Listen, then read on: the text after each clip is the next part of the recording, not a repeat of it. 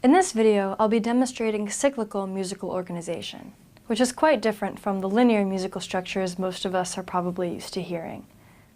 Although some songs have internal repetition, as might be indicated by repeat signs, typically when you think of a song, you can picture it having a definite beginning and end.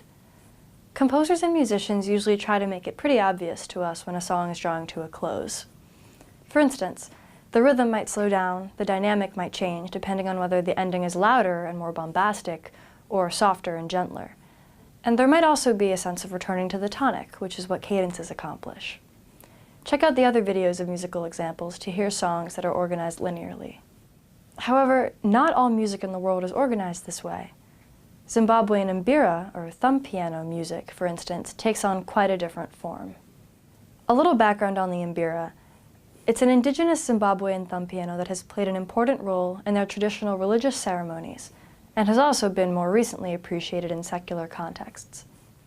The traditional music played on this instrument is cyclical. It consists of a number of phrases that repeat endlessly until the person or group of people playing decides that it's time to stop, for whatever reason. If you ask different Zimbabwean and Mbira players to start a given song, they each might start it somewhere differently in the cycle.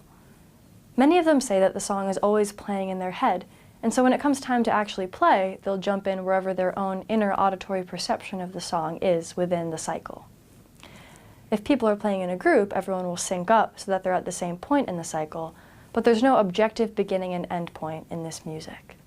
That's not to say that the song doesn't change at all as it progresses. Mbira players improvise within their familiar musical idiom. As such, an Mbira song is never played the same way twice. It's also worth noting that it is possible to parse many Mbira songs into phrases that make sense to Westerners. That's often the only way that Americans can learn the Mbira songs, since that's how they're used to learning music.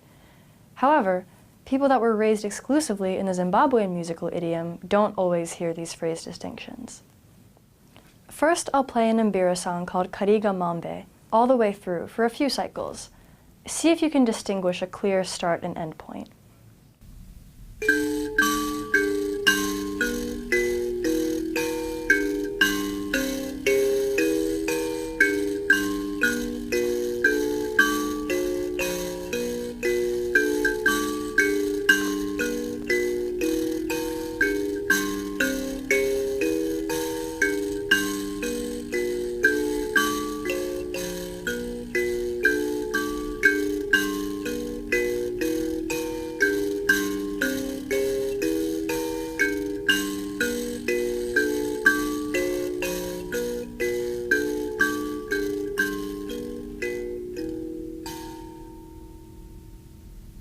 Now I'll play it to you the way that I learned it, which is divided into 4 distinct phrases.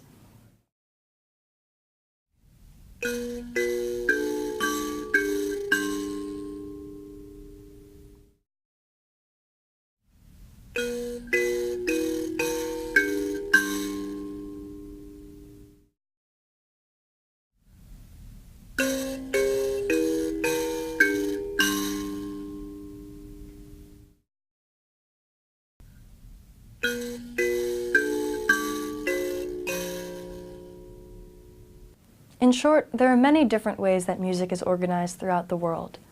Why these different mechanisms have developed remains largely mysterious, but hopefully ethnomusicological research coupled with biological rationales will eventually shed light on these issues.